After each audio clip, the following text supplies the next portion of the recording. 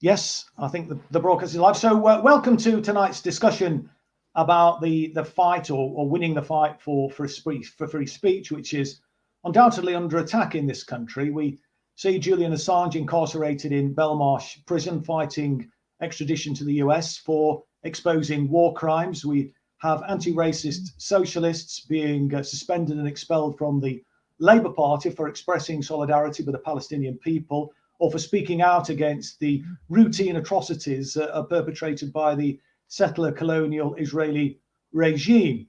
And dissenting voices are rarely, if ever, given a platform on the mainstream media these days. So clearly there is a major issue there. It's not a new phenomenon, of course. We know that free speech has been under attack for some time now. But certainly the election of Jeremy Corbyn as the Labour leader saw efforts to limit free speech going into overdrive, not least because the policies that Corbyn was promoting posed a threat to the military-industrial complex in this country, with his emphasis on peace and disarmament and an ethical foreign policy programme. And of course, his commitment to redistribution of income and wealth sent the establishment into apoplexy, and clearly they wanted to suppress those voices, which were gaining quite a lot of traction, I think, with the general public in this country. But Britain, used to pride itself, didn't it, on free speech. So what we're going to be discussing tonight is how do we fight back? What do we do? How do we get here? And we've got some excellent guests who will be speaking in tonight's discussion. The first of whom is Tony Greenstein, who's a prolific blogger and a founding member of the Palestine Solidarity Campaign. Marc Wadsworth, who is an author and a long-standing anti-racism campaigner. Also Ali Abunimah, who's the co-founder of the Electronic Intifada. Jackie Walker, who is a former chair of Momentum and an anti-racism trainer and writer. And Ben Norton, who's the assistant editor of the Grey Zone. So welcome to all our speakers this evening. Sure you'll agree we have an excellent panel, well versed in the attacks on free speech and well capable, I think, of giving a view as to, as I say, how we arrived at this present parlous situation and what do we do to take the campaign for free speech forward. I want to start, though, this evening, first of all, with Tony Greenstein, who will set the scene and give his thoughts for about 5 or 10 minutes. So over to you, Tony. Thank you, comrades. I hope everyone can hear me. And a big welcome to everyone who's here, including, no doubt, whoever is reporting for the Jewish Chronicle and the Jewish News and other Zionist groups. I think we are blessed with opponents whose integrity and transparency is beyond question. I happen to be bringing a libel action against the campaign against anti-Semitism, which is probably better known for, to say, its integrity and honesty and straight dealing. And I wish to congratulate the campaign against anti-Semitism because out of all the organisations, it has managed to produce findings in its anti-Semitism barometer of 2019 which contradict every other finding to date about anti-Semitism. Most organisations, most polling organisations, most sociology and social studies organisations find that anti-Semitism, that is hatred or hostility to Jews, is more prevalent on the right than on the left. But the campaign against anti-Semitism has managed to come up with contrary results. It now finds that anti-Semitism on the far left in its 2019 barometer study is more prevalent on the far left than on the far right. And how did it achieve this magnificent task? Quite simply, it changed the questions, or rather it added the questions. Before, it had a series of 5 questions, statements which apparently would indicate whether or not you're anti-Semitic. Things, I presume, like Jews are good at business, Jews don't like sharing their money, and so on. But the campaign against anti-Semitism added 5, in fact, it was going to be 6 new statements to see whether you're anti-Semitic. And if I can briefly run them off, it is 1, Israel and its supporters are a bad influence on our democracy. If you believe that, then you're anti-Semitic. 2, Israel treats the Palestinians like the Nazis treated the Jews. Again, that is anti-Semitic. Number 3, Israel can get away with anything because its supporters control the media. Note, Israel's supporters, not Jews. Nonetheless, that's anti-Semitic. Number 4, I am comfortable spending time with people who openly support Israel. And if you're not comfortable spending time with such people, I'm afraid you're anti-Semitic. Imagine someone had asked that question of I am comfortable or not comfortable spending time with people who support apartheid in South Africa. Would that make you a racist against white people? I leave it to you to judge. But in the case of Israel, that is anti-Semitic. 5, Israel makes a positive contribution to the world. Even the tame academics who backed this study, Dr. Allington at King's College London and the notorious David Hirsch of Goldsmith College, couldn't stomach this one being an anti-Semitic.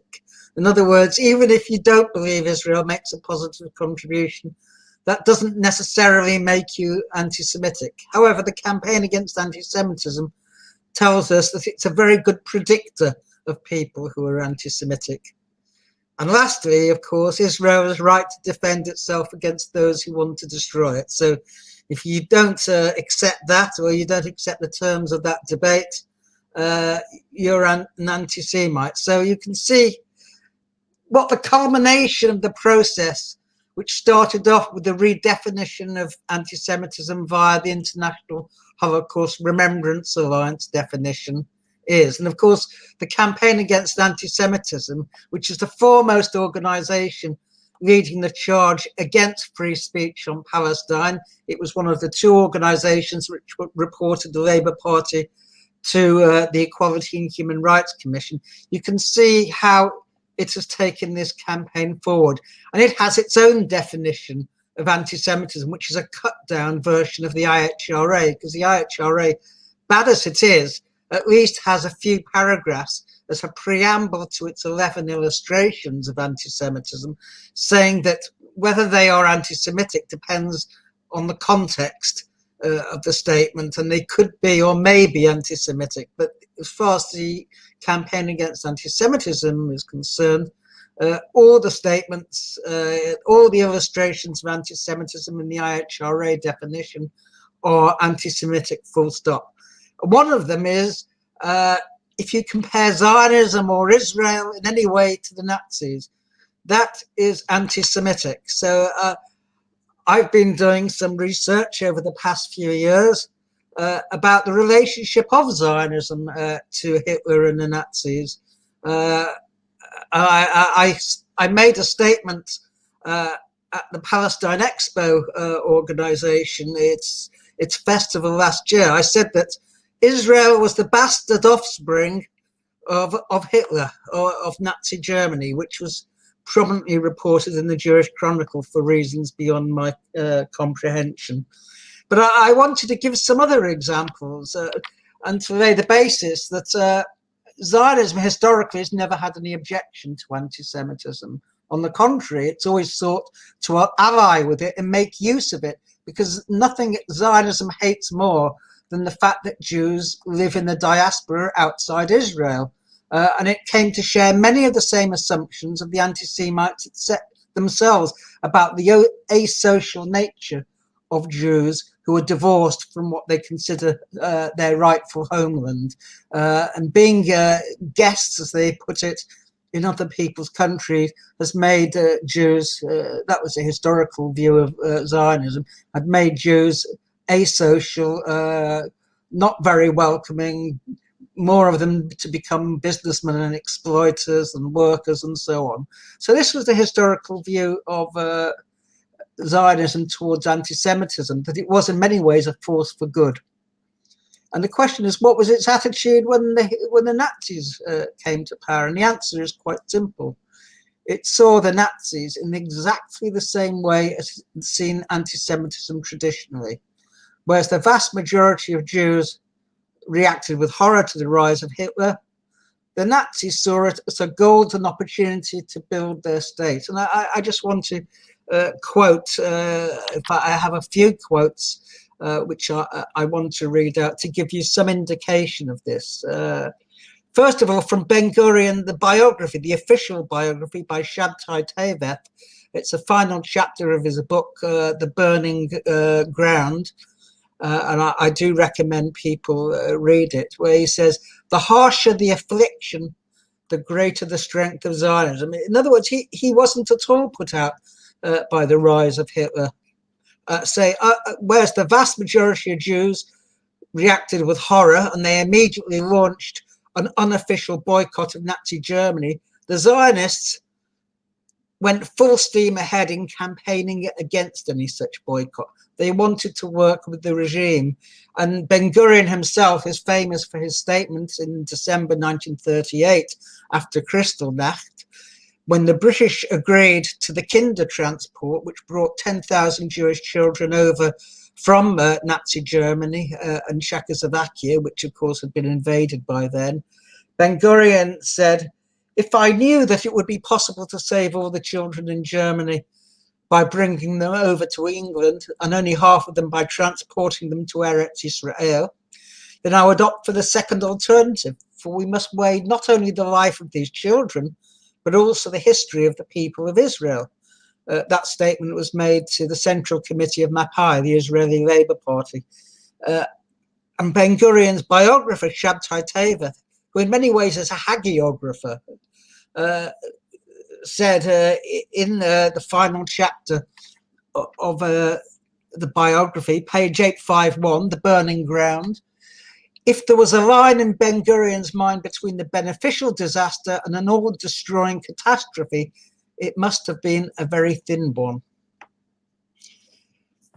And Ben Gurion is also quoted as saying in the same chapter by Teveth, where there was a conflict of interest between saving individual Jews and the good of the Zionist enterprise, we shall say that the enterprise comes first. To say this is Ben Gurion, who was the first prime minister of Israel. He was a chairman of the Jewish Agency and the Jewish Agency executive. But let me give you some other examples, because it's not just Ben Gurion. The Zionist poet, national poet, Chaim Nachman Bialik, he was of the opinion that Hitler has perhaps saved German Jewry. Why? Because it was being assimilated into annihilation. And you can make of that what you will. I came across a PhD by a person called Etan Bloom, a PhD thesis at Tel Aviv University. And you can look it up, it's on the internet. And he wrote about Chaim Weizmann, who was the first president of Israel, someone who worked very closely with Arthur Rupin, who was maybe the most important person in Palestine before the establishment of the State of Israel itself. He was chair of the Palestine office from 1908, and he was in charge of the nuts and bolts of settlement. He was called the father of land settlement. He wrote a book called The Sociology of Jews, and Louis Namier, who was the personal secretary to Chaim Weizmann, had written the introduction. And Weizmann, who worked closely with Rupin, read Namier's introduction and had to warn him. And I quote, not to be so open in expressing their common toleration of Nazism, because, quote, the louts, presumably anti-Zionists, will say the Jews themselves think that it will be all for the good. Bloom commented that Rupin's attitude to the Nazis then reflects the general reaction of many Zionists, including liberals, inverted quotes, like Weizmann. Pinchas, another example of anti-Semitism and genuine anti-Semitism, was Israel's first justice minister, and actually a liberal justice minister at that, Pinchas Rosenblatt, who described Palestine as an institute for the fumigation of Jewish vermin. Decide for yourself whether you would think that was anti-Semitic if it was made in any other context whatsoever. The PhD thesis, incidentally, for those who are interested, is by Etan Bloom, E-T-A-N, Arthur Rupin and the Production of the Modern Hebrew Culture. So it was a thesis at Tel Aviv University. And someone who's written about it, and from a Zionist point of view, Francis Nicosia, who is the Raoul Hilberg Professor of Holocaust Studies at Vermont University, he spoke in his book, The Third Zionism and Nazism, Zionism and Anti-Semitism in Nazi Germany. He spoke of the illusory assumption of German Zionism, that Zionism must have been well served by a Nazi victory, given their lack of support amongst German Jewry. Hitler's victory could only bolster Zionist fortunes. And I'll give you just a few other examples. Burl Katznelson, who was really the deputy to Ben-Gurion and editor of Davar, their paper, saw the rise of Hitler as, quote, an opportunity to build and flourish like none we have ever had or ever will have. And again, that is in Nicosia's book, Zionism and Anti-Semitism in Nazi Germany. Ben-Gurion himself was more optimistic. He said the Nazis' victory would become a fertile force for Zionism. And the chairman of the German Zionist Federation, Rabbi Joachim Prinz, admitted that it was morally disturbing to be seen to be considered as the favorite children of the Nazi government, particularly when it dissolved the anti-Zionist youth groups and seemed in other ways to prefer the Zionists. The Nazis asked for a more Zionist behavior, and this was not surprising, because the Zionists formed at best 2 or 3% of the total of German Jewry, a fact which is often forgotten today. Bloom quotes Emma Ludwig, who was a world-famous biographer, who expressed the general attitude of the Zionist movement, which was, quote, Hitler will be forgotten in a few years, but he will have a beautiful monument in Palestine. You know, the coming of the Nazis was rather a welcome thing. So many of our German Jews were caught in the treacherous current between the scythe of assimilation and Charybdis of a nodding acquaintance with Jewish things.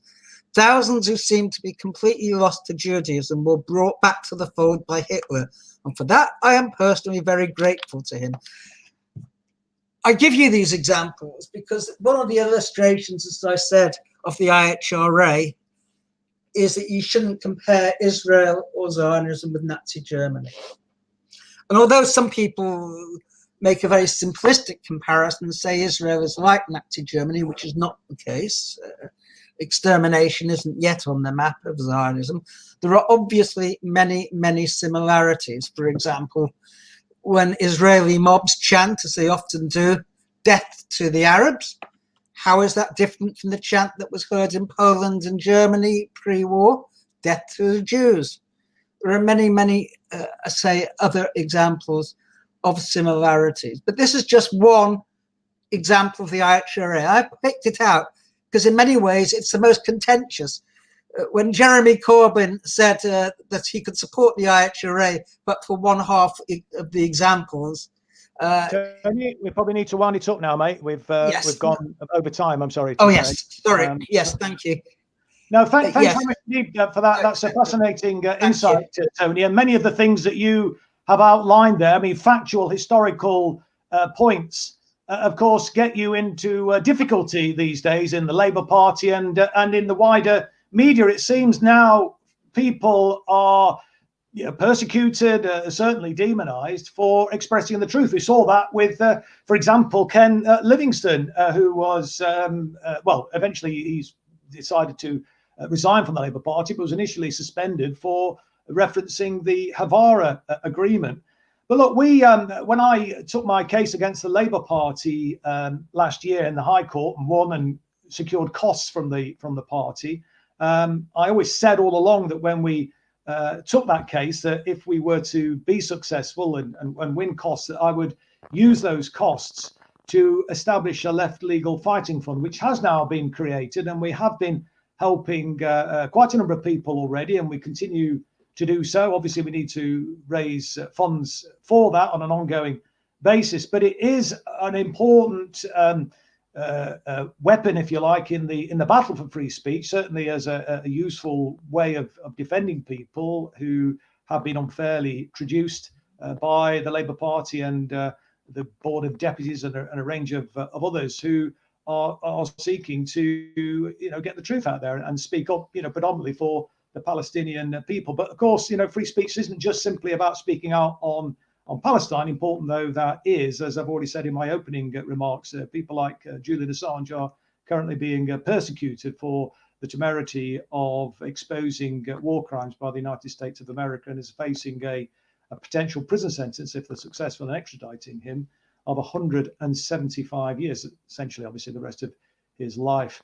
And it's really important, therefore, that we get behind that campaign as well. But let me bring in our next speaker now, who is Jackie Walker, and one of the people, along with Marc Wadsworth and Tony and myself, who helped to start this campaign on free speech. Jackie was one of the earlier victims of the witch hunt, and indeed, when I lent my support to Jackie, that was then used against me. And one of the accusations that was levelled by the Labour Party as bureaucrats as evidence of me, as they put it in their words, Jew baiting, which is an absolutely despicable thing to say, was the fact that I'd had the temerity to book a room in the House of Commons to show a film that was about the attacks on anti-Zionist Jews, and it focused a lot on Jackie Walker. Interestingly, I'd been asked to book the room by Jewish members of the Labour Party to show a film about predominantly Jewish members of the party, and for that,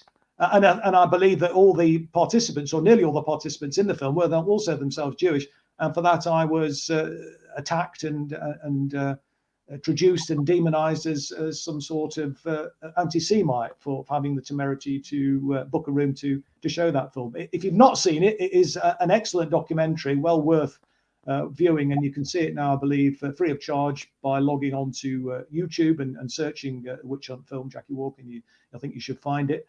And if you've not seen it, I will highly recommend it to you. But with that said, can I just give the floor now to Jackie, and let Jackie speak for the next 5 or 10 minutes about her thoughts on this issue?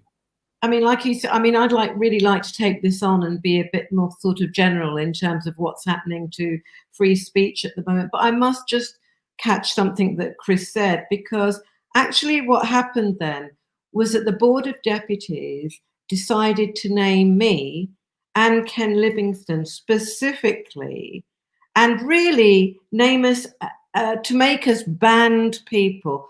Now, there's only really one contemporary regime that I know has managed to do that. And of course, that was in South Africa, where people actually did become banned people. So this is really about the freedom to express yourself. I want to think about how this has actually happened. And one thing, and one way I think it has happened, is through the inversion of identity politics. So here we are as a left, as anti-racist. We have worked for years to get the terminology of equalities accepted and acceptable. And actually what's happened is that this has been inverted so that we see, for example, people like Trump talking about a witch hunt and freedom of speech and fake news. And we also see Zionists doing this, talking about Zionism being simply the liberation of Jewish people, without actually mentioning that that liberation is at the cost to Palestinian people. And so it's extraordinary how this has worked. And then we see that in the Labour Party, the way this has come through a real suppression of freedom of speech. And one thing I'll remind people is this didn't actually start with Keir Starmer.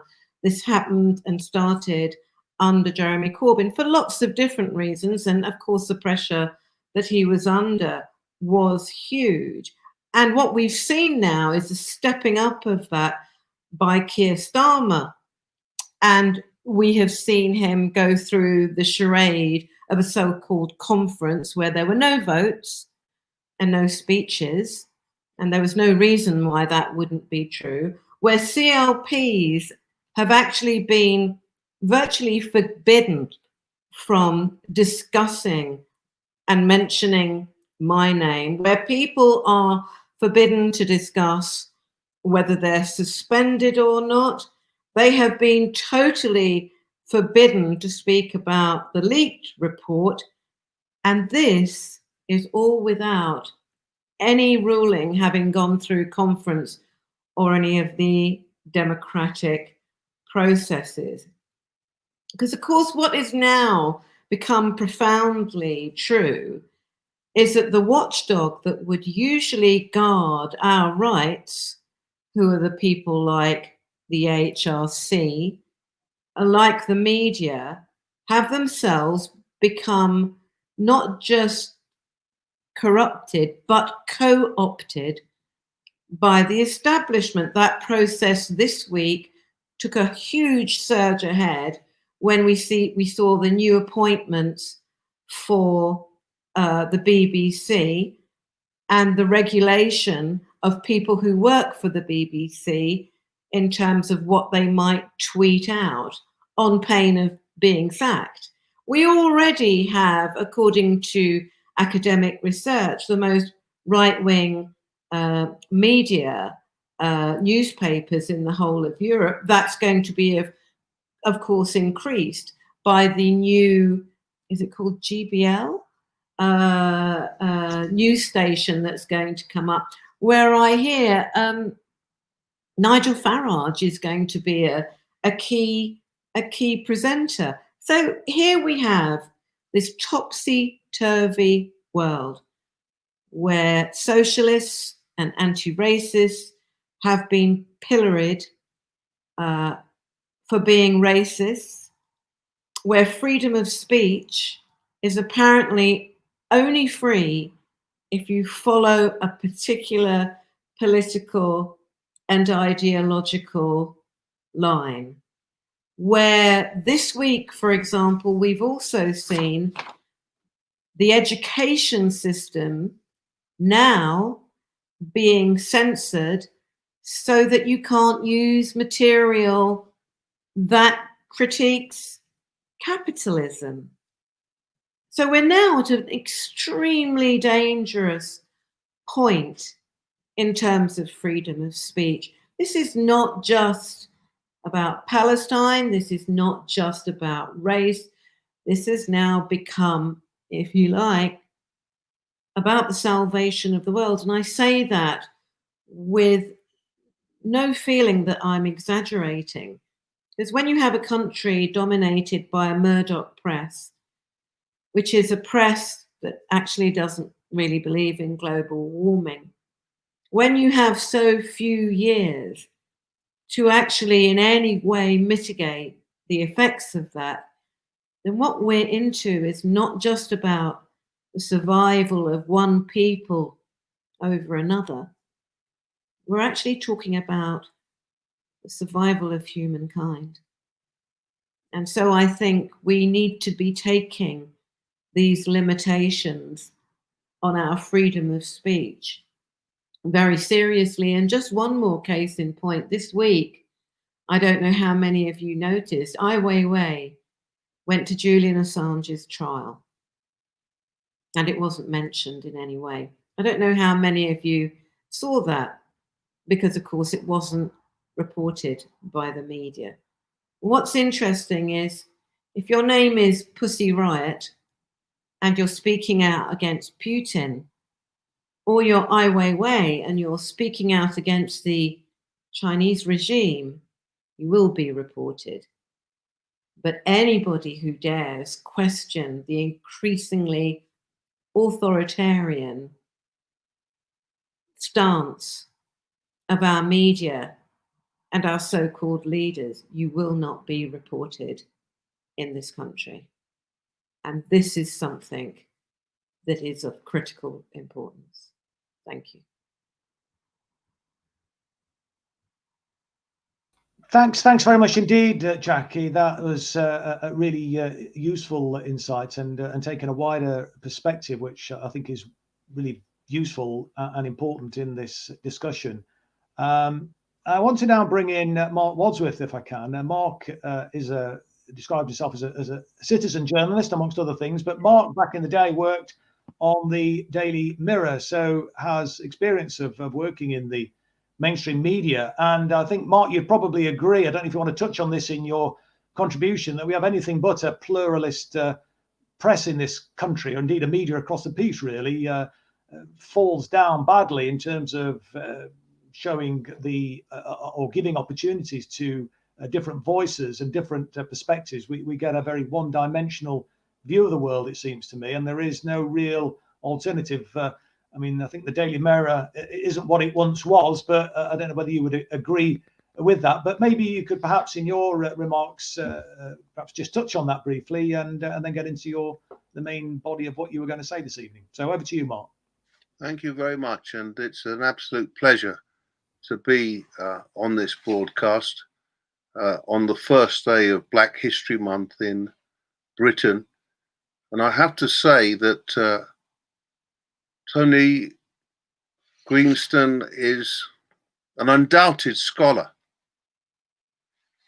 And it was important for us to listen to examples of his scholarship. But I don't always agree with everything that Tony says. He's polemical and unashamedly so, and uncompromising in what he says. I think that Black History Month should be all year, whether it be in the United States or the UK. It shouldn't just be consigned to 1 month, because there's so much to celebrate. The achievements of Black people throughout the globe. It shouldn't just be confined to 2 continents. Needs to be shouted from on high. And I'm celebrating Black History Month here in London with a new book, Comrade Sack, which is being launched on Mahatma Gandhi's birthday, his 151st birthday, tomorrow. And the book is about an Indian communist, Shapoorji Saklatvala, who represented the South London seat of North Battersea in 1922. He was the first Indian Labour MP. He was always a communist. Up until 1924, you could be both a Labour Party member and a Communist Party member. Nothing wrong with that. Under the Labour Party's 1918 Federalist Constitution, which found a place for the Fabians, the Cooperative Party. They're still affiliated, as are the trade unions and the socialist societies. But the communists have been witch hunted and excluded since 1924. Shapoorji Saklatvala stood for the anti-colonial, anti-imperialist, pro-Indian independence, pro-Irish independence, the independence of Palestine after the 1917 Balfour Declaration, and liberation throughout the globe, and the promotion of socialism, internationalism, world peace, and justice. And I have to say that my best friend is Palestinian. His father, after the Balfour Declaration, was born in Palestine, which, as viewers may know, was a British mandate, in other words, a colony. He was born in Israel and exiled from their land in Jaffa. And some of us will remember that Jaffa was a place where our oranges came from, citrus fruit. There are still Jaffa cakes, a biscuit. And my friend grew up in Jordan, and Cyprus, with his land, the family land, confiscated under settler colonialism, which is a stain on the world and needs to be opposed in the same way as we opposed apartheid in racist South Africa. Desmond Tutu has said that. Nelson Mandela has said that. So I'm not saying anything particularly controversial. We must stand side by the Palestinians in the way that Jeremy Corbyn, the most radical left-wing leader the Labour Party has ever seen since its inception, its foundation in 1900, was a lifelong supporter of that cause. But I'm sorry to say that as he thought that he was going to get into number 10, he sacrificed some of that outspoken commitment. He went silent on the issue. He threw his friends and allies like Chris Williamson, Ken Livingstone, Jackie Walker, and myself under a bus in a desperate and vain attempt to gain power. But what's power without principle? It's very important to stick to principle, and socialism is nothing without solidarity. Let me ask the question, what do we mean by black? In the US, it means African American. In Britain, since the 1970s, we've had political black that embraces African, Caribbean, and Asians. In fact, all people who face discrimination, racism, because of the color of our skin. I was asked at the book launch of my original volume, that was in 1998, about Indian communist Shapoorji Sakdawala, why did you write about that Paki? And that was by an African Caribbean. And I'd like to think such intercommunal chauvinism no longer exists 22 years later, but sadly it does. We need all black people united to fight racism through self-organization, self-determination, and the leadership of the anti-racist struggle. And sometimes we see with the white left that they want to colonize us through things like Stand Up to Racism, the Socialist Workers' Party's front, the Anti-Nazi League, which did good work fighting the Nazis, but it didn't have black people in the leadership, nor to stand up to racism. And our white comrades, yes, they are welcome on board as genuine allies. We need them. We can't win without them. But nothing about us without us. We must be integral to the fight back, to fight white privilege and the white supremacy Donald Trump has shown he supports with his backing in the debate last night with Joe Biden for racist groups like the Proud Boys. Here in the UK, we've had the toxic, xenophobic Brexit debate, you know, exiting Europe.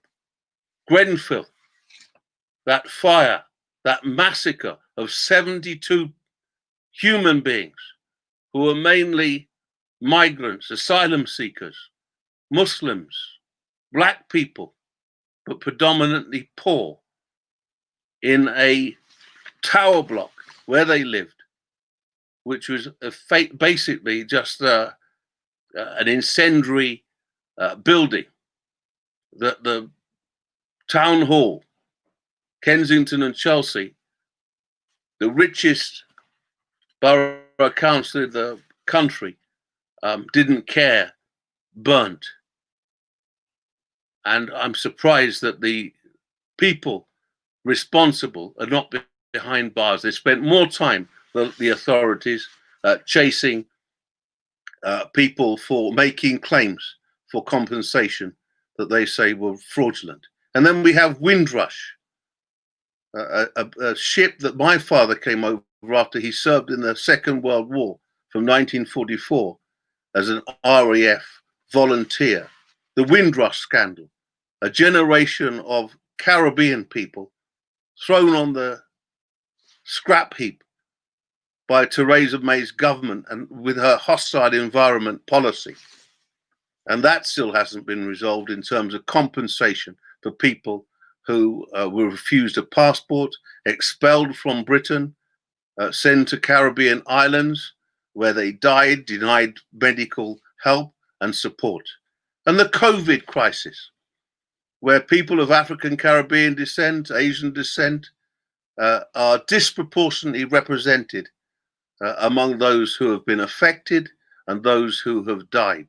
There's a statistic of 95% of doctors who died in the first phase from March onwards were from African Caribbean, of African Caribbean and Asian descent. And I'm proud that an organization that I helped to found, Grassroots Black Left, has put out a position paper, a widely well-received position paper on this scandal. And I can make that available to people who are watching today. We can get that distributed. I was expelled from the Labour Party in April 2018. I won't go into details about that, but it was based on a bogus allegation of anti-Semitism. But basically, it was as a supporter, a staunch black supporter of Jeremy Corbyn. I was collateral damage in a catastrophic, for the socialist left, faction fight. The right wing of Blair-like new leader Keir Starmer won. This is the man that dismissed Black Lives Matter, that militancy, that energy, that vibrancy of worldwide demonstrations sparked by the murder of George Floyd, an unarmed black man, by a police officer, a white police officer in America. He dismissed it as just a moment and not a movement. And I think there's reason for optimism. Black Lives Matter, Extension Rebellion, Occupy, strikes in workplaces, a new, young and militant extra-parliamentary insurgency in Britain, the US, and throughout the world. It's exciting, morale boosting, and gives us great hope for what is possible today and in the future. And that's what Shapoorji Saklatvala died for. And Chris, on your point, final point about the bias of the media, have a look in my book, because it reports Greg Philo's report about bad news for Labour and the anti-Semitism case. It quotes the Media Reform Coalition report, where I am a case study in the way that the media was biased against me, not even calling me up for my side of the story. You've suffered from that. Jackie suffered from that. Ken Livingston suffered from that. Fake news that actually disgraces professional journalism. And I think that we should be bolstered by the knowledge that journalism is just the first draft of history. It's not the final version. And in the future, when the historians look back on the injustices that we face, the miscarriages of justice that we face, we will be vindicated. A luta continua. Thanks very much indeed, Mark, as inspirational as always. And it's really important, I think, the point that you make about maintaining hope. And I'm reminded of your doppelganger, Jesse Jackson, when he addressed the 1988 Democratic Convention and made it very clear in his speech. He repeated time and again that keep hope alive. And it really falls upon us, I think, to do that. And there is a lot to be optimistic about. You're absolutely right. I mean, we're seeing these movements emerging in this country and around the world that you mentioned. And, as we go forward, I think it's important that we try and build those links internationally with the liberation struggles and progressive movements in every nation around the world. And it's so important, I think, that we recognize the strength, really, the collective strength of standing together, not just with people in this country, but with comrades overseas as well. And I was also interested with your comments about apartheid and the comparison of the despicable regime that is inflicting such horrors on the Palestinian people. And I think back to the campaign for, or against, should I say, against the apartheid regime of South Africa, and how ludicrous it would have been if there was a Friends of South Africa in Parliament, as we have at the moment, Labour Friends of Israel, Conservative Friends of Israel, who rail against any criticism of the Israeli state. I mean, no two ways about it. It is an appalling apartheid regime there. And indeed, I've spoken to people from South Africa who lived through the apartheid regime there, and they've been to Palestine, and they say that the situation in Palestine is even worse than the terrible apartheid that they were subjected to for all those years in South Africa itself. Now, I'm not sure if we've got Ben Norton back with us, but if he is, could we put him up on the screen before I introduce him? If not, I'll. Are you there, Ben? Yes, great. I'm delighted. We lost you for a moment, Ben. I wasn't sure if we'd managed to get you back. Yeah, I'm really pleased to have Ben with us this evening. Ben, as I said in the opening remarks, is the deputy editor of the Grey Zone, and Ben, you did a really interesting piece the other day about the exposure of some leaked documents related to a massive Syria propaganda campaign that was waged by Western government contractors, and one of which I understand was the Integrity Initiative, a body based in this country, part of the Institute for Statecraft. A body that I sought to shed some light on when I was a member of Parliament, and some people suggest that my questions about the Integrity Initiative coincided with the intensification of the attacks against me. Whether there's any connection, I don't know. I'm not making that connection myself, but certainly the work that you and the Grey Zone do is so important, particularly given the paucity of pluralist voices in the corporate media. So anybody who's unfamiliar with the Grey Zone, I would highly recommend that you log into their publications, and Ben might say a little bit about the work they do, but if you just Google them and go onto your search engine, you should be able to find the Grey Zone. Do some excellent work on a range of different topics, and always well worth a read. So over to you, Ben, and thank you very much indeed for joining us this evening. Thank you for the kind words, Chris. It means a lot. And thank you for the invitation. I think that's actually a really good introduction to the remarks I wanted to make, looking at this massive propaganda campaign that was overseen by Western governments and a variety of contractors. By the way, that report that I published was based on leaked documents from the British Foreign Office, and the authenticity of those documents has now been confirmed by the British government. It claimed that they were hacked in an alleged cyber attack. Now, they presented no evidence of a cyber attack, but they did confirm that these documents are real. And it shows how there is a variety of contractors, including a contractor called ARK, a contractor called IncoStrat, the Adam Smith International, which is pretty well known for working closely with the British government. It's basically a British intelligence cutout. And many of these firms also were working with other Western governments. The firm ARK also had contracts with the US government, the Dutch government, the UN, the European Union. And we see this massive industrial level, just enormous international propaganda campaign. And I think what's interesting about that is it's a juxtaposition to a simultaneous campaign that is meant at censoring people who have called out that propaganda, who have exposed that propaganda. So we see a very concerted campaign to censor voices on social media, to block websites that provide an independent perspective that is not provided ever in mainstream Western corporate media. And I don't think it's a coincidence that these two things are happening simultaneously, that there's a massive propaganda campaign that essentially amounts to industrial scale brainwashing of Western taxpayers, people who are effectively subsidizing their own psychological operations that are being waged against them. I mean, it's pretty scandalous.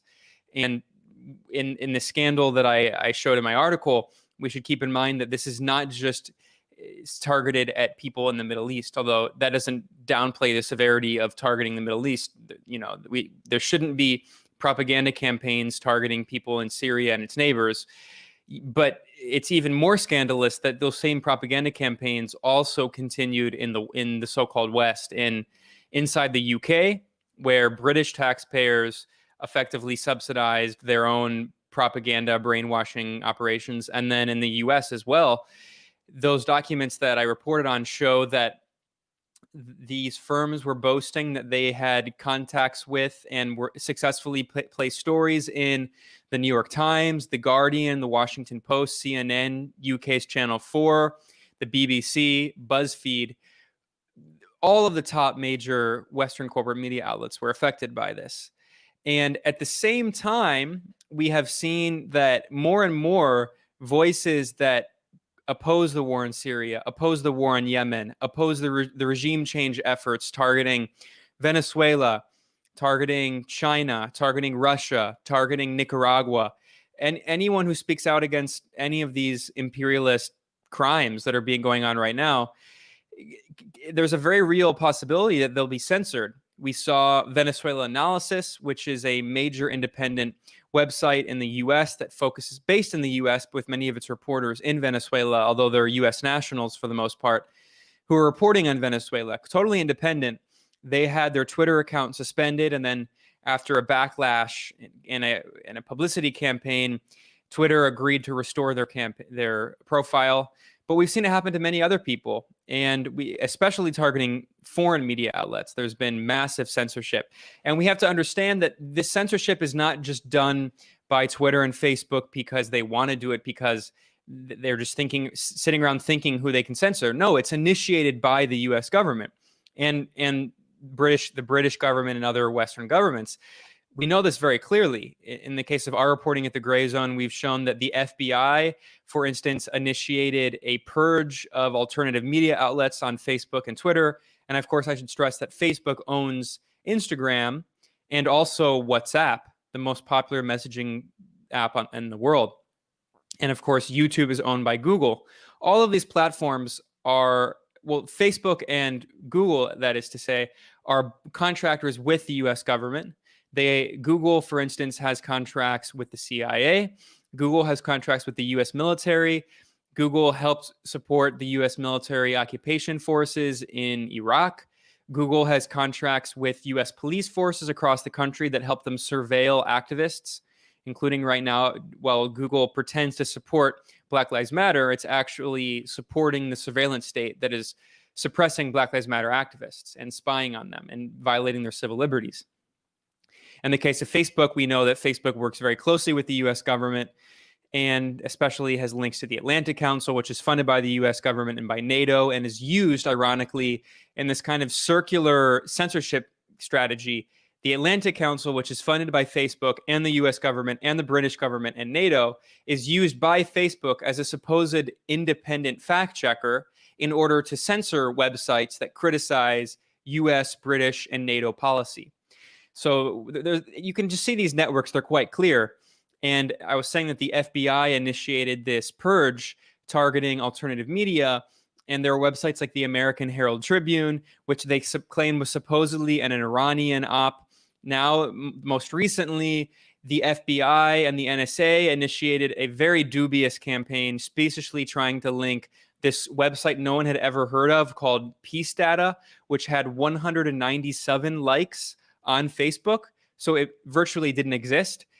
In terms of actually reaching readers, reaching viewers, it virtually didn't exist.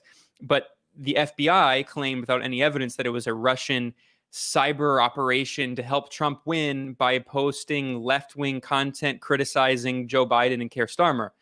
And there was no evidence of that presented whatsoever. But immediately in response to that, Facebook and Twitter agreed under FBI pressure to not only block that page, which didn't have any impact because that page, like I said, didn't have any actual following, but also that was clearly part of an operation led by the FBI to target other media outlets whose content was reposted by Peace Data, And who are those outlets? They include the Gray Zone. They include Mint Press News. They include Common Dreams. They include the Worldwide Socialist website. So basically, the only websites that exist that remain, the Canary and a few others, but there are very few websites out there right now in English that are providing a perspective criticizing Western imperialism. And it's just a coincidence, I guess, that the FBI initiated campaign to censor this so-called Russian website included a list of all those websites as being complicit in a supposed Russian disinformation operation. So clearly, the reason I mention all of these details is not the minor details are important for us reporters, but for average activists and in people who are concerned about free speech and other issues, the minor issues are, I think, missing the forest for the trees. The forest that I'm getting at here is that there's very clearly a concerted campaign being led by Western intelligence agencies, not just the FBI. It's clear that British intelligence agencies and the British military are involved. I'll get to that in a moment, to censor alternative media outlets and individual voices on social media platforms. And we've seen many layers of purges, many levels of purges targeting Venezuelans, Syrians. We've seen a horrific censorship campaign targeting Yemenis, Iranians, Palestinians. And now that, at first, a lot of great Western liberals who don't care about the global South and talk about how great their supposed democracies are, they weren't concerned. But now that it's actually come back at home, some people are finally recognizing the real threat of what is effectively state-mandated censorship. And the censorship narrative in the U.S., I think, is very cultural. It's oriented around the culture war, as with everything in U.S. politics, mainstream bourgeois U.S. politics. So it's about what Trump said and the Republicans and the Democrats and using certain language and all of that. And I'm not saying that language is unimportant. Of course, people should be using language that respects people, but that's not the main threat to freedom of speech. The right wingers in the U.S. would like us to believe that PC culture, the politically correct liberals, are threatening free speech. No. The real threat to free speech is being directed top down by the state through Silicon Valley contractors. And I say contractors because these social media corporations are not independent companies that have no links to the U.S. government. As I said earlier, they have contracts with many different U.S. government and other Western government agencies. And we see it very clearly that there's this concerted effort being led to censor alternative voices on these platforms and use a variety of excuses. Now, the censorship targeting Palestinians and people who support Palestinian liberation and oppose Israeli apartheid and colonialism, that's a very effective strategy. And it works because, one, pro-Israel groups have a lot of resources and money behind them. But also, I think it's actually even more insidious. The reason it's so effective is because they can weaponize anti-Semitism, as Tony was discussing and the other guests were discussing. So in that sense, the censorship of pro-Palestinian voices it's disguised as, in this liberal Zionist, ridiculous propaganda campaign, as pushing back against racism and silencing racists on our platforms.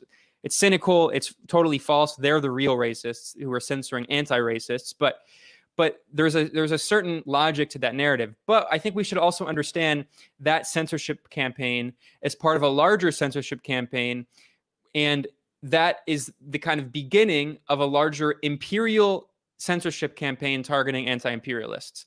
We saw the Chow Collective, which is a major Chinese-American collective that opposes the new Cold War on China and consists of leftists and anti-imperialists. They had their account suspended on both Twitter and Instagram.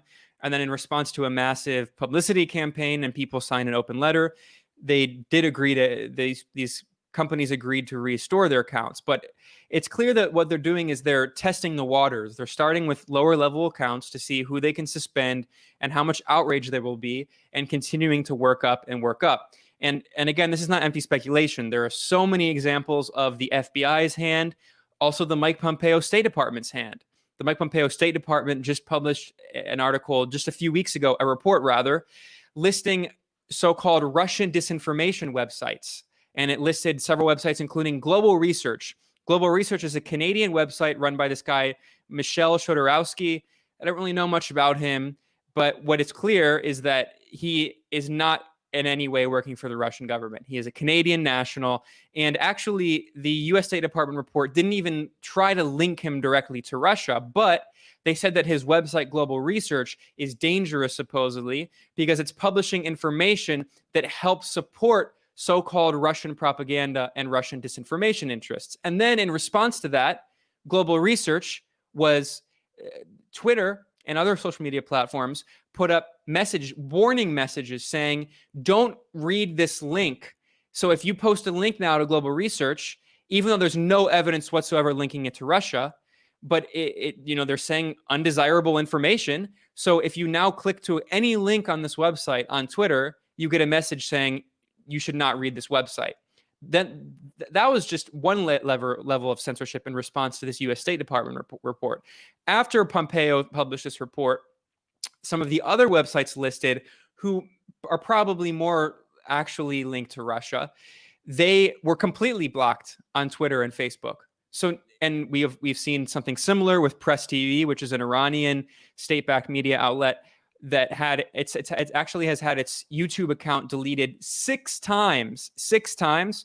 Telesur, which is backed by several Latin American governments, provides a leftist anti-imperialist perspective, has had its platforms suspended in social media several times. So there's so many examples of this. I mean, I just provide a lot of context and evidence because I don't want people, frequently people try to discount your claims saying it's a stupid conspiracy theory. There's no evidence. No, there's mountains and mountains of evidence. And you can see the hand of the US government clearly shaping this. And I should stress, this is a bipartisan campaign. Many of the neoconservatives who support Joe Biden and who would be overseeing his foreign policy, they are totally on board with this censorship campaign. So finally, I'm just going to conclude by saying that we need to understand the provenance of this censorship campaign. We need to understand the political orientation, why it's happening, and understand that it's part of this larger new Cold War.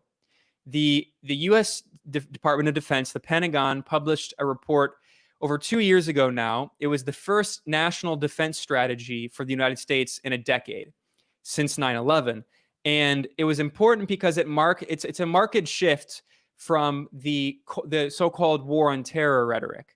So after 9/11, so up until 1991, you have the first Cold War and then this era of U.S. unipolar hegemonic domination, and then 9/11, and you have the so-called war on terror. We all know here that was totally bogus. It actually spread terror around the world, and the U.S. supported al-Qaeda in numerous countries, and is still supporting al-Qaeda in Syria and Yemen and other countries.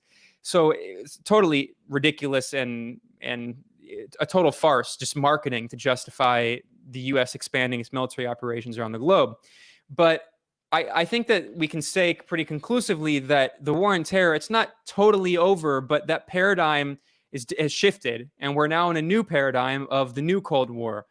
Mike Pompeo gave a State Department a few months ago in the Richard Nixon Library, essentially declaring a new Cold War on China, saying that there's a new coalition of Western so-called democracies that are committed to overthrowing the Chinese government. He said the Communist Party of China, but the Communist Party of China is the party that runs the government. So he explicitly said they want to overthrow the Chinese government, and they're working to do everything they can to do that.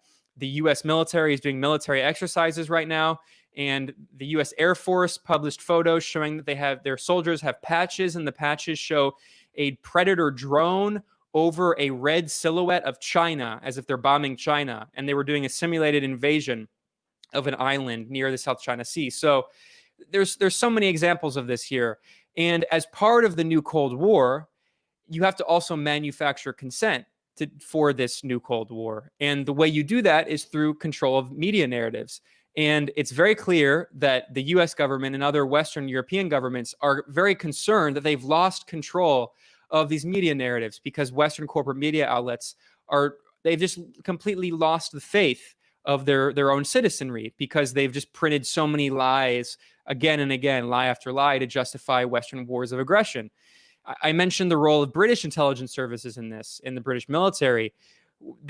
There are many examples, but I think we should definitely point out that Twitter, the head of Middle East editing, the editorial director for Middle East content on Twitter, is a member of the 77th Brigade of the British Army, which is the British Psychological Operations Unit, the Information Warfare Unit. And he is also, well, he's simultaneously a British information warfare soldier.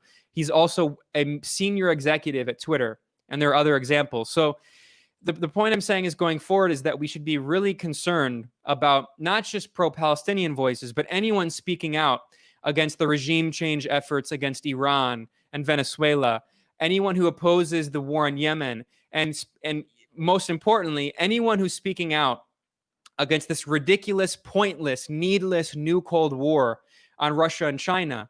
There's a very real threat that we can all be censored, not because we're publishing incorrect information, but actually because we're publishing factual information that exposes the crimes of Western imperialism and will be falsely smeared as Russian or Chinese disinformation. So thank you for giving me this platform in this discussion, and I look forward to hearing what Ali Abunimah and others have to say. Thanks a lot. Thank you so much, Ben. That was a really fascinating contribution, and keep doing what you're doing. More power to your elbow, Ben, and to the rest of your colleagues at the Grey Zone.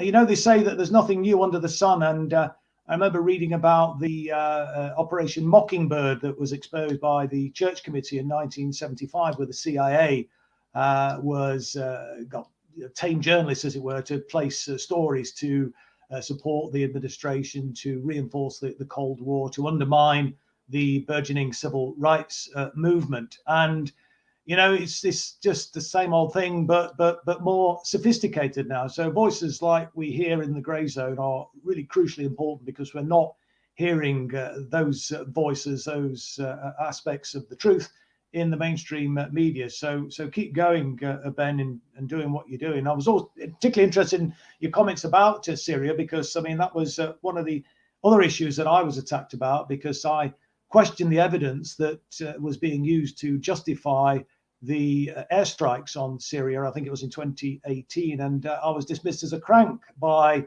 colleagues in the House of Commons, and indeed by mainstream journalists. I remember getting having a very difficult interview on Channel 4 with Kathy Newman. She didn't call me a crank, but she certainly implied that. And this is the problem that we have, and obviously what you're doing also on Venezuela, another passion of mine. It is so important that you keep doing what you're doing, and you know, we get that narrative out there. So just to repeat the point, if you don't already follow the Grey Zone, please do after listening to Ben this evening. Our final speaker is Ali Abunimah, who is a co-founder, as I said, of the Electronic Intifada, a really, really important voice, particularly on Middle East issues and the Palestinian liberation struggle. One of the few platforms, you know, where you do get genuine free speech, and Electronic Intifada is regularly attacked by the usual suspects. So a big thank you, Ali, for taking the time out to join us this evening, and I'm sure our viewers are keen to hear what you have to say. So over to you, Ali. Thank you very much, and good evening, everyone. I feel like I know you all very well, because I've read about you and heard you for so many years, but I think it's probably the first time I've spoken to some of you. And I think Tony, when he wrote to invite me, I can't remember the exact words he used, but he described this as a collection of, you know, people who have all been exiled and damned for what they say. And I'm sorry if I'm misquoting you, Tony, but I'm very honored to be among this group of people. And you know, this week there's so much going on today that I haven't really had time to reflect on this before today. But this week marks the 20th anniversary of the start of the Second Intifada, the second uprising in the occupied West Bank and Gaza Strip. And it's really hard for me to believe that 20 years have gone by like that. But I've been thinking back to that time. One thing is, it makes me realize how old I'm getting and how long I've been doing this kind of work. But when I think back to 20 years, I remember that we fought very, very hard always for access to media, to be able to challenge the Israeli propaganda and lies that were just everywhere and being used to dehumanize Palestinians and justify the mass slaughter that Israel was engaging in. I remember a statistic I used to cite all the time that was reported in Israeli media was that within the first few days of the uprising, before any Palestinian had fired a single shot, the Israeli army had fired more than 1 million bullets at Palestinians. Some of you will remember the indelible image of the young child, Muhammad ad-Durra, hiding vainly behind his father from hails of Israeli bullets before he was killed. And I've seen on social media some people sharing those images again. But whereas we fought very hard for access, we would sometimes get it. So I remember back at that time, believe it or not, I could CNN to talk about what was happening in Palestine. I could get on MSNBC. I could even get on Fox. I was on Hannity and Combs at least once or twice. I could occasionally get on the BBC, on the CBC in Canada, and so on, and on public radio stations in the United States. But that was today. That's unthinkable. I mean, you don't see any kind of discussion of what's happening to Palestinians, and none of these channels would have me on. That was also the time 20 years ago when we were starting the Electronic Intifada as an alternative platform, originally to do media criticism. But then we realized, hang on a minute, this thing called the internet allows us to reach people directly without the censorship, without the gatekeeping that we're always fighting against. So why don't we just start doing our own reporting? And that's really how we began. We didn't start out saying we're going to, do reporting. We started off simply reacting, doing media criticism, correcting the media. And then we realized that we could actually start doing our own reporting. So the internet was a very liberating medium because it gave us the opportunity to reach people directly. You didn't need a multi-million-dollar printing plant to print newspapers. You didn't need a radio station with a tower. You didn't need a satellite to transmit. All you needed was, at that time, a rather bulky computer, but you were in business.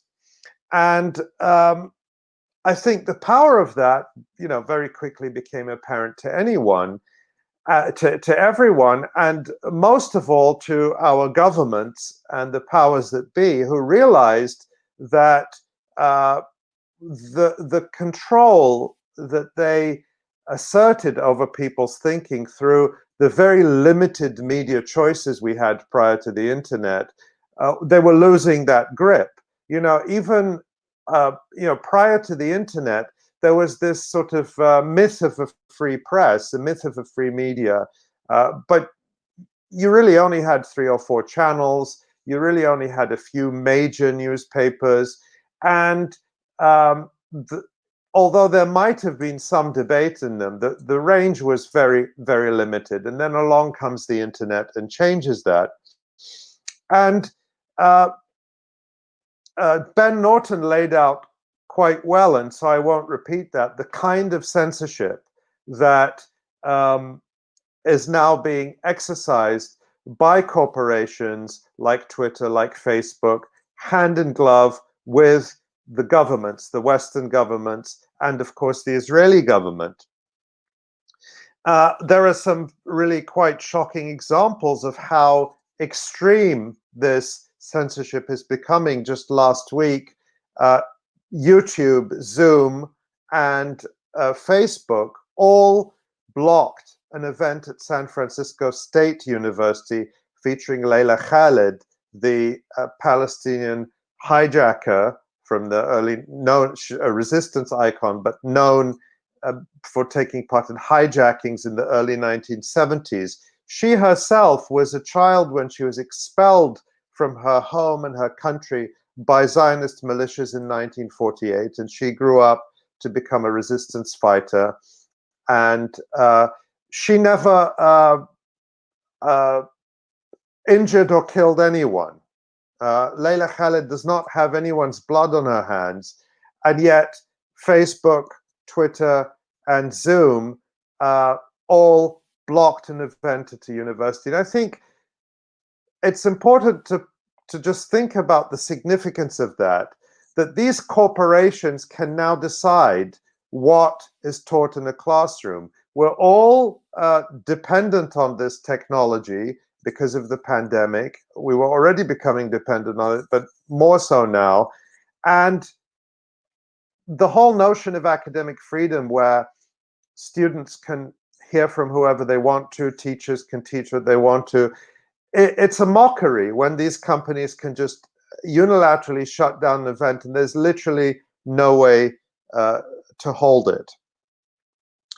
So the censorship is becoming very extreme and very heavy-handed. Another example that we reported on at the Electronic Intifada just today, you would think that a medical journal like The Lancet, which is respected worldwide, the British journal, The Lancet, would be immune to this kind of censorship and bullying and thuggery. But sadly, that's not the case. So we reported, my colleague Omar Karmi writes today about The Lancet removing, without explanation, without a reader's note, without even explaining to the authors, removing a letter that was published in March detailing the effects of Israeli military occupation and siege on healthcare in Gaza and how devastating these Israeli restrictions are in the context of the pandemic.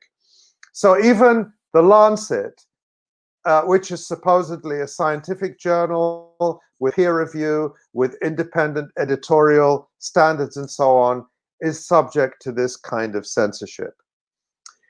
What I want to say, though, something else happened last week at the same time as the Leila Khaled censorship, sort of around the same time as the anniversary of the Second Intifada, and that was the decision by Alexandria Ocasio-Cortez, who is, of course, known as being one of the squad, one of the progressive members of Congress here in the United States, pulled out of a planned commemoration for the 25th anniversary of the assassination of Yitzhak Rabin, the Israeli prime minister.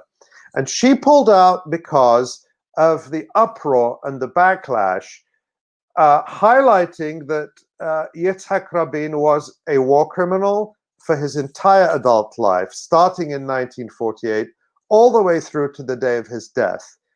He was a full participant in Israel's crimes. And what's significant about that is that for the past 25 years, there has been a relentless propaganda campaign whitewashing Yitzhak Rabin as a martyr for peace. And this campaign was promoted by governments every year. Governments, European diplomats attend commemorations for Rabin. He has been whitewashed as this martyr for peace. And what was really quite remarkable is that that entire narrative collapsed in 24 hours when AOC, under pressure and at the urging of her supporters and Palestinians and supporters of Palestinian rights, pulled out. And that was unthinkable. I mean, that would have been unthinkable just a few years ago. A few years ago, you would have been considered sort of a progressive hero for taking part in an event with the group that was sponsoring this memorial, Americans for Peace Now. It was considered to be the very far left of where you could go in terms of the discussion on Palestine. And the shift that has happened now is that Americans for Peace Now is quite rightly seen as a quite racist anti-Palestinian Zionist organization. And Yitzhak Rabin is seen quite correctly as an unrepentant, unreformed war criminal. And the point I want to make is that that sea change has happened despite the media dominance of the mainstream narrative, despite the escalating censorship, and despite the, I would say, the increasingly heavy-handed censorship that we are all facing, and that many of the speakers before me outlined in detail. And so I want to offer that as a piece of good news, that the censorship is there. It is very strong. It is in ways getting more sophisticated and more heavy-handed. But the point I want to make is that we are not powerless. The fact that we are fighting, the fact that we are often speaking only from the margins and sometimes only to each other from the margins, may at times seem like a futile endeavor. It can sometimes be very tiring to feel that we're sort of speaking in the wilderness, but the cumulative effect is very real and very measurable. And that I want to offer that as encouragement to us, not to be in despair because of the very real phenomena, the very real censorship that we are facing from tech companies to the Labour Party, but as further encouragement to keep up the fight. And it seems to me, the lesson that we've learned, if we didn't already know it, I think some of us knew it, maybe some of us didn't want to know it, and I certainly don't claim to have known all this, but it's very clear that the idea of liberal democracy that we've been sold in the West all our lives is really a lie, in the sense that the powers that be, the governments that exist, the monopoly or duopoly parties will never allow, as long as they have the power to stop it, they will never allow an electoral challenge to their power. They will never allow real socialists, real progressives, real left-wing ideas to win fair and square in this system. We've seen that through the sabotage of the Labour Party, the sabotage of the leadership of Jeremy Corbyn by the Israel lobby, but not just by the Israel lobby, by a whole confluence of powers and interests. And we've certainly seen it in the United States, where even the very mild social democratic challenge represented by Bernie Sanders was really crushed through very unfair and very underhanded means. And I think, I'm not sure what the answer to that is, but I think the starting point is we have to recognize that reality in terms of thinking about how we go forward. But the one message I hope people will take away is that the powers we face are awesome, but we are not powerless in response. We can resist successfully, and we can keep winning people to our sides. And that's what I think we have to keep doing. Thank you very much indeed, Ali, for those, again, more inspirational words. We've only got 6 or 7 minutes left, so I've just been asked to try and put a few questions, if I can, to the panel, but if you could just keep your answers to about 30 seconds or a minute, otherwise we'll be over time. And just perhaps first of all to you, Ali, as I know you've got to shoot off somewhere else, and you gave a very hopeful and inspirational contribution there. If there was one thing that people watching the program this evening could do to address these attacks on free speech and to, I suppose, force our representatives to actually, do something about it, what would you recommend them to do? What would that be? What would your advice be? Gosh, that's a hard one to do in 30 seconds. But I think the key thing, Marc Wadsworth said it earlier, solidarity, the critical importance of solidarity with each other and with those who are being under attack. There is a conspiracy of silence in the mainstream media about what's being done to Julian Assange.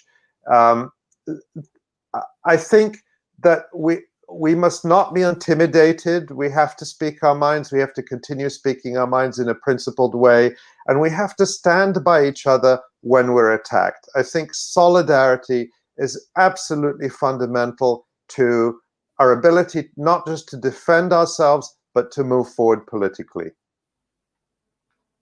Thanks very much indeed for that, Ali. And once again, thank you for your excellent contribution this evening. Just in the last few minutes, then, perhaps if we could maybe go to Ben now. And there's a question here from Jonathan Cumberbatch. He's saying, how do we get past the limitations imposed by this system and its various methods of communications? He says he sometimes thinks people have such a suspicion of information via the web. Would it be better posting flyers in the street? He's saying. I mean, I don't know what you think about that, Ben, but what would your thoughts be to Jonathan's question there? Yeah, it's a good question, and unfortunately, I don't know the answer. I think this is an answer that needs to be really thought about a lot by activists and journalists and people around the world, because it's an international, very deep problem that we're all facing. My cursory thoughts are, just in response to that, are one, I think we need to have more conversation about social media platforms, and not just conversation. I think there needs to be actual policies set, because the reality is that these public social media platforms are controlled by private for-profit corporations that are Western government contractors. And I think there needs to be not just a discussion around, but also legislation passed that clarifies the role of these platforms, because as Ali said, these are not just optional platforms at this point. They're deeply integrated into professional life, into people's education, people's social lives. If you don't have a social media platform in many contexts, it's in this digital world, it's like you don't even exist. So it's not just a matter of personal choice, because the way, especially in the US, but with neoliberal ideology, it's become very common for these governments to talk about personal choice, and these companies have the right to ban certain people from using their platform. But it's not nearly that simple. And the reality is that there's no regulation of any of these social media platforms, which actually, in a kind of contradictory way, ends up giving us the worst of both worlds, because there is no government oversight over these social media corporations. They can do whatever they want, and at the same time, they are very sensitive to requests by U.S. police and Western police and intelligence agencies to censor information, because they're afraid if they disagree, if they do not agree to censor that content, that there might be regulation coming down the road. So we saw this with Facebook, where Mark Zuckerberg was forced to testify before a congressional committee on so-called Russian disinformation in the election and supposed Kremlin meddling in the otherwise perfect U.S. election. And Zuckerberg was clearly just bending over backward to play ball, because as some people, some Congress members brought up as a possibility, regulation could be on the table. The reality is that I think in the middle term, that's a short-term solution. In the middle term, these corporate monopolies need to be broken up. I mean, it's absolutely insane that Facebook and YouTube, or Facebook and Google rather, control. These are some of the largest corporations on earth. They have larger revenue than many countries' entire GDP, and they control billions with a B of people's access to information. How many people around the world use Gmail and other Google products? How many people around the world use Facebook? 2 billion people. So, and WhatsApp, again, the most popular messaging app in the world. The solution, unfortunately, I don't think the solution is just boycotting these social media platforms, because the reality is, although, yes, I think we should encourage the rise of other independent social media platforms that aren't going to be beholden to Western government interests, the reality is that very few people use Mastodon. Very few people use Minds. Very few people use these other platforms. Of course, I have profiles on all those other platforms, and I think we should try to build them up, but we can't just disengage from where the majority of people are. And the majority of people are using Facebook, Instagram, and YouTube. So we saw the beginning, I think, of this topic being broached with the scandal around TikTok in the US. TikTok is owned by a Chinese company, and because it's not owned by a US company, the US government freaked out, and some other governments, including the Indian government, has banned TikTok and a host of other Chinese-owned apps, even though they're owned by Chinese companies, some of which are actually private. But because they're Chinese, they have to be banned. And there's not that narrative around these Western social media platforms. They're treated as if they're neutral arbiters, as if they don't have the same kind of censorship and oversight that Chinese apps have. But the reality is that they very much do. And that needs to be part of our conversation. And it's not just a matter of talking, because discourse management is not going to get us far enough. We need to begin talking about it and then organize around it and push toward particular political goals. And I think, again, that goal should be regulation of these massive corporate media monopolies. Which brings me to another quick question before I go. I mean, we're actually out of time, but just quickly, this is an important one because it's linked to what you were just speaking about there, Ben. From one of the viewers is saying, is there a way for progressives to establish their own media that doesn't rely then on Facebook, Twitter, and Google? You kind of sort of alluded to that, but if you could be very brief though, because I say we are out of time now. I mean, I'm sorry about that, but we are. So yeah, it's a really good question. The reality is, I think we have to do both. We have to try to build up independent platforms while also engaging with the ones that exist. Because, look, I help run an independent website, and we get I think around 15,000 views per day. And if you look at the traffic, more than half of those views come from Facebook and Twitter. About a quarter come from Facebook and a quarter come from Twitter. And then about 40% come from Google. That's just the reality. And we have some people from DuckDuckGo. We have some other views from other websites and other social media platforms and search engines, but it's very minimal. The vast majority of our traffic comes from Google, Facebook, and Twitter, because these Silicon Valley corporations have monopolized access to information and monopolized the internet. They are uncontrollable, unregulated corporate monopolies. And even though they're U.S. companies and U.S. government contractors, billions of people around the world use them. So there needs to be not just a national conversation in the US, but an international conversation about internet sovereignty, the right of access to information, and regulation of these corporations, because they're already working with the US government and other Western governments, but they're doing it in a non-transparent way that's not democratically accountable. If there were actual democratic regulation and we knew what the regulation was and what their policies were, I think they would actually be more democratic platforms. Although in the long term, again, I think they need to be broken up. No, that's really useful. Thanks very much indeed, again, for your contribution tonight, Ben. And we've made a contribution to that international conversation, and we need to continue that and to keep pushing. We are out of time, but I did say that I'd give all of the panelists an opportunity to respond. And I'm just going to put one question out to the other three panelists, if they have anything to say about this. And this is from a viewer who said, what do the panelists think about Keir Starmer saying he's not a Zionist, but supports Zionism without reservation? Perhaps start with you, Tony. And we'll have to be very brief because we're 2 minutes over time already. Well, if he supports Zionism without reservation, I think you can define him as a Zionist. There is no doubt Starmer is a Zionist, but he's more than that. He's a member of the deep state, a member of the Trilateral Commission. Yeah.